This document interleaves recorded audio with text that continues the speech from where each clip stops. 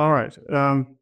First of all, I would like to recognize the sponsors, and actually single out a couple of them. I'd like to welcome Anna McIntyre, who is the managing director of the Janet Cooney Lawson Institute for Land, Water, and Air at Utah State University. They are helping us to host the conference, and Anna's been instrumental in putting together the infrastructure here. You can see the other sponsors include the Aquatic Ecosystem Restoration Foundation and the Aquatic Plant Management Society. We're grateful for their involvement, and they're pushing out information about this symposium to their members. And then, of course, Bear Lake Watch. We're quite involved in this from our end as well. Up at the top, you can see that there's a QR code. And I would suggest that anyone that's participating or looking in on this symposium, scan the QR code. It will take you directly to a full copy of the agenda. I'm going to go through the agenda very briefly at the beginning of this, but if you scan it, you can have it on your mobile device. It's easy to follow, easy to see where we are in the things that are going to take place this morning. So this is the morning agenda. I will give a brief overview of Bear Lake. We'll then hear about invasive plant projects underway at Bear Lake, and Jesse Danger and Austin Presswich will be speaking to us. You can see that they're both involved with the states of Utah and Idaho in projects to locate and to treat invasive plants. At 10:30, John Nat, we're very honored to have John Natson join us, and everyone in this field knows John. He's going to give us an overview of Eurasian water milfoil, talk about challenges and opportunities. We're looking forward to having John share his thoughts with us. Then we will move to a discussion of the molecular biology of water milfoil, all varieties of water milfoil. And Ryan Zoom and Morella Ortiz are teaming up to talk to us about work that they've done and what they're seeing. At 11:10, Damian Walter is going to join us and sketch out what the extent of the problem is in the Western U.S. And then we will finish the morning sessions with a presentation by Tom Wolf, who's the Bureau Chief of Aquatic Invasive Species at the state of Montana, and Tom will share his experience with prevention programs. We'll then have a break for 20 minutes, and then we'll go into the afternoon part of the program today. First, Rob Richardson is going to talk about monitoring. We'll hear about the management of Eurasian water milfoil. Ryan Wersall is going to discuss that with us.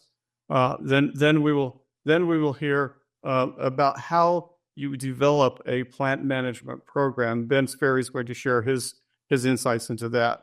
I know that all of the speakers know each other very well, but let me assure the audience that these are people who represent the top scientists in the field. We're very honored to have them here and to share their insights. We'll take a break, one more break before we end, and that will be at 1:10.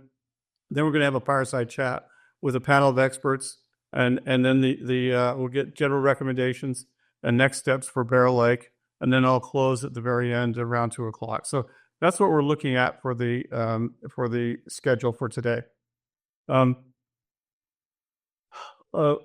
This is Bear Lake, and let me tell you how I became acquainted with Bear Lake. I was down at the southern end of this lake as a Boy Scout at age 12. That was the first time I saw the lake. It was something of wonder for me to see the beautiful aquamarine color of the lake. It looks like the Caribbean in many ways, and I'll talk about that in a moment. It sits on the border of Utah and Idaho, as you can see. Wyoming is nearby, and it's part of the Bear River system that feeds the lake, and we'll talk about that as well. The lake is known as the Caribbean of the Rockies for its clear blue water. It contains calcium carbonate crystals. It gives it a very, very beautiful hue. And of course, as we all know, anybody that's been around lakes, the color changes depending on the weather conditions and the ambient light conditions. But they are things of beauty and things that we are all drawn toward. This lake is at least 250,000 years old. It's one of the oldest lakes in North America. Some people think it may be as old as 1.5 million years old. Very, very old lake. Probably something on the order of 10 times older than, at least 10 times older than the Great Lakes. The lake rests on a half-graben geologic depression. And for those of you that know geology, there's fault subsidence that occurs where the faults drop. And that is actually, it's like a hinge with the hinge part being on the right-hand side and pivoting down on the left-hand side. The right-hand side being the west. The east is the part that is actually getting deeper from fault subsidence every year. And there is geothermal activity along the upper northeast quarter of the lake. So this is a graphic that was prepared by USGS. It's very interesting. The elevation of the lake, these are some stats that you might not be aware of. It's at 5923.65. That's a high water mark. That's 18.5 meters above sea level. 1,805, I should say, 0.53. The lake, the dimensions are about 18.3 by 7.1 miles. The surface area is estimated to be somewhere between 109 and 112. The average depth is 94 feet. The maximum depth is 208. The shoreline length is difficult because the shoreline changes, as we'll talk about. And it changes depending on weather, depending on inflow, depending on evaporation, lots of things. But it is under 50 miles. But it's still, there's a lot of shoreline here at this lake. And as we said before, it's bisected by Utah, Idaho, about half in each state. The inflows, it's fed by several tributaries as well as nearshore natural springs. The Bear River is a major contributor to water inflow. And as you can see, there's actually a connection. There's a connection to Mud Lake and then into the lake that I'll talk about in a minute here. It's a semi-arid climate. Almost all the water that comes into the lake comes from snowmelt. In the Uinta Mountains, that's the source of the Bear River. It's in Utah, and then coming down into Wyoming, and then the nearby mountains surrounding Bear Lake. The lake is entirely dependent on the amount of snowfall and the melt that occurs every year. Over 100 years ago, a major portion of Bear River flow was diverted by the Telluride Power Company into Bear Lake via a canal that was built from Stewart Dam on the Bear River to the north. So the water flows into Mud Lake, and then there's an inflow from Mud Lake that's depicted in this graphic at the top here, and then the water is stored in the lake. This ended when the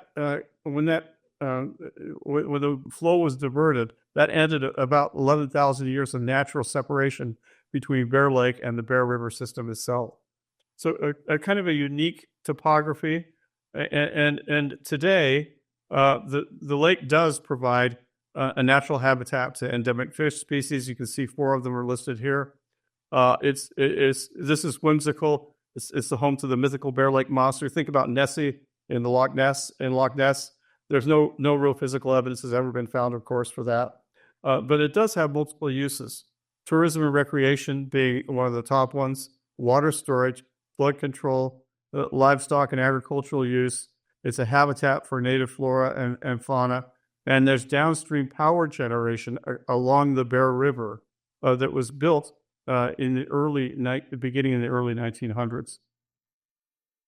The Bear Lake levels themselves are governed by a Bear Lake settlement agreement that took place between Bear Lake Watch, representing water users, Pacificorp, that's formerly Rocky Mountain Power and Utah Power and Light, and then the irrigation canal companies, the irrigators that possess water rights. The top 21.65 feet between 5902 and 5923.65, the high water mark, can be drawn down. And drought conditions cause significant changes in the shoreline. It's weather. There's a huge weather dependency and impact. The water is pumped out of the lake during dry summers to take care of agricultural and other needs. And there's variable spring runoff rates that occur as attempts are made to fill the lake during each spring, and the changing levels themselves impact the littoral flora and fauna around the lake. And it's not a constant shoreline like one often sees with most lakes. Okay, and that will create some challenges as we talk about invasive plants and monitoring and so on. But it's something to keep in mind. So the lake today, as I look at it, is beautiful. It's a great place to visit. It's a great place to recreate. It's a great place to spend time. What we're seeing, there are challenges. There is accelerating development, a lot of building, a lot of interest in doing something with this lake because it's a desirable place to be. There have been massive increases in tourism, and it puts stress on all aspects of infrastructure and resources around the lake. There are more people. When they visit places like this, they leave trash around. There's all kinds of problems with the increase in tourism. In the last 5 years, there's been a 300% increase in the number of visits to the lake in a 5-year period, and that shows no signs of slowing. There's an inflow of excessive sediment and nutrients at the north end into Bear Lake and into the wetlands to the north, and that's in the National Wildlife Refuge in the Mud Lake areas, and that impacts water quality and native environments. That's something we're very much aware of. Just this week, we hosted a workshop where data were presented by a number of scientists. We had a number of people from Utah State, from USGS, who joined us in a conference where we talked about this challenge. The climate changing to warmer temperatures also directly impacts all physical and all biologic processes. We're starting to see the changes. The lake doesn't freeze as often as it used to. It gets cold later in the season and it warms earlier. And so all these things are some of the changes that we're experiencing right now. And of course, there's always the threat of invasive animal and plant species. Everyone here is very tuned to that. That's what we're going to spend some time discussing as a group today. So that's my overview. And what I'd like to do at this point is go into the we'll go into a discussion following the agenda today, and we'll hear about the invasive plant projects that are underway as the first thing. And Jesse, I'll turn the microphone over to you, and then you and Austin, and you guys can present your information.